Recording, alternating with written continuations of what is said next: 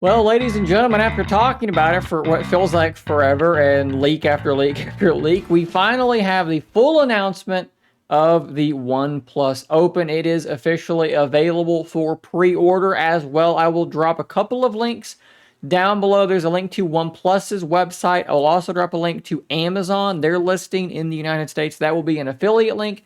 If you use that, that will help support the channel. But in this video, we're going to quickly try to run down everything we know now about the OnePlus Open. I guess we should start in the most reasonable place, which is the appearance of the device. It is what we thought it was going to be. We've seen this thing for weeks. This is the OnePlus Open. This is indeed what this device does look like. And if you already have, like myself, a Pixel Fold, imagine your Pixel Fold, but slightly more narrow and slightly taller. In fact, let's take a look at something here. Friend of the channel, Ty Nguyen, the person making the ROMs for Surface Duo, posted these clips here where they basically made little scale models of these devices. And you can see there's the scale model of the Pixel Fold, and here comes the scale model of the OnePlus Open here in just a moment. There it is. So as you can see, it is very, very similar, just like I said, and like I've been saying for a while now, slightly more narrow and slightly taller. So some of you may actually find that to be an advantage because it might be easier to one hand for you, given that is the case. Some people might have found the Pixel Fold to be slightly wide in terms of doing this, which maybe that's the case for you. I personally like that aspect ratio, but if you want the 20:9, a little skinnier, a little taller, that is where we are. But now what I want to do is look at the specifications, and I want to compare them to the Pixel Fold and the Z Fold 5. Let's take a look at the most important spec maybe, which is the launch price. $1699 for the OnePlus Open. That's $100 cheaper than either one of these devices. So you're saving $100. So what are they cutting back on? Where are they getting that money back from you? Let's see if we can find it. Let's start with the chipset. Snapdragon 8 Gen 2, well, it's not there. That is the newest chipset. Granted, the Fold 5 might be clocked a little bit faster, but this is not going to be a slow phone. It will be faster than the Pixel Fold. It just has more raw power, gaming, things like that. This is going to be a very performant phone. What about RAM?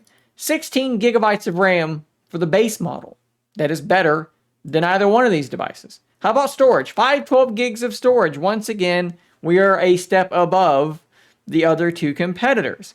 For the inner display, the tablet display, 7.8 inches, 120 hertz, and it can go down to 10 hertz, I believe. 2,800 nits of brightness. Compare that to 1450 and 1750 for the Pixel Fold and the Z Fold 5. Absolutely dominating these other two devices in terms of peak brightness. This is going to be a foldable you can use outside with not a lot of trouble. This is actually going to be the brightest screen on any device you can buy in North America. Unbelievable. What about that outer display? 6.3 inches, 120 hertz, still 2,800 nits of peak brightness, destroying these other devices. The screens just look absolutely unbelievable. That brightness is blowing my mind. What about with the rear cameras? We have the specifications here, okay? 48 megapixel main, 48 ultra wide, 64 telephoto. That is a 3x telephoto versus a 5x and a 3x here. But those are just the specs, and to be perfectly honest with you, I'm not going to talk much more about these. They say Hasselblad. Until we have them in our hands, we're taking pictures, we're taking videos, we're doing low light testing. We're just not going to know if these things are any good or not. Those are the specs. We're going to move on. What about battery life? Although there is an error in this, the Pixel Fold has a 4821 milliamp hour battery. So bad job, Google Bard. You did great on the rest of this, but that part you did, in fact, get wrong. Isn't Bard wonderful, though, just making tables for us to compare things? Fantastic. We have fixed it. It is a very large battery. It's right there with all of these. It's right there with the Pixel Fold. Basically the same size battery. What about charging? 67-watt wired charging. This is like a proper flagship in terms of these specs. Now, it does not have wireless charging. That's going to be a bummer for a lot of people. I'm really used to using wireless charging on my Pixel Fold now. Put it on my Pixel stand, and that's great. No wireless charging. Android 13 at launch, although I would imagine just like these two, 14 should be coming relatively soon. And yeah, guys, there you go. Those are pretty much the specifications of this thing. They're mind-boggling. It doesn't have stylus support, so far as I'm aware. They didn't mention stylus support anywhere, but neither does the Pixel Fold. For the price, this thing has by far the best specifications of any of these devices. And to top all of this absolute nonsense off, it's lighter than an iPhone, which makes it way lighter than the Pixel Fold and way lighter than the Z Fold 5. So this thing should be extremely pocketable at 5.8 millimeters thick, unfolded, I believe is what they said.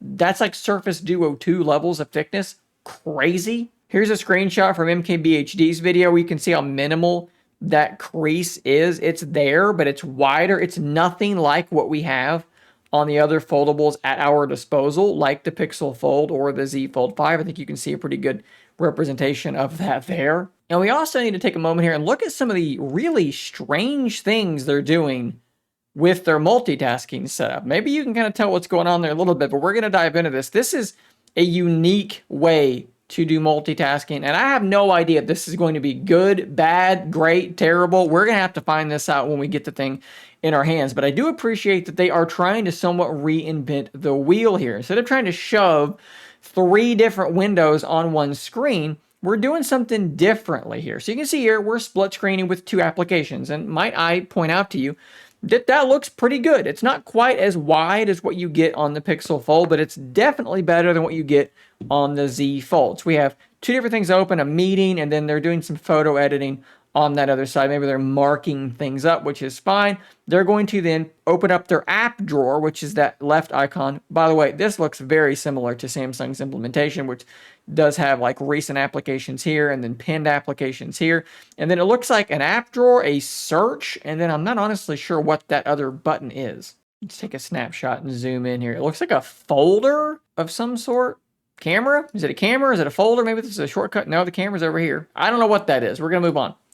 Anyways, they open up their little app drawer, and they're going to drag an icon, and they're going to drag it down here to the bottom. And rather than putting an application sort of down here, what it does is it opens a third application off to the side. And now this one slides off screen, which is a very interesting way to do this. They're going to then long press this photo and drag it over to this other application. They can send it, type up a message real quick. So again, it's not making 3 on screen at once. It's sliding one off. And you're going to see this kind of done a little bit more here as we are, planning a trip. Okay, so there's something about a park. We're going to drag this application over here next to it.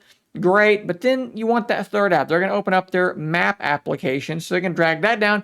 You have a third app, all side by side again, but then they're going to click on this little divider here in just a moment. Nope, I'm wrong. They clicked up here.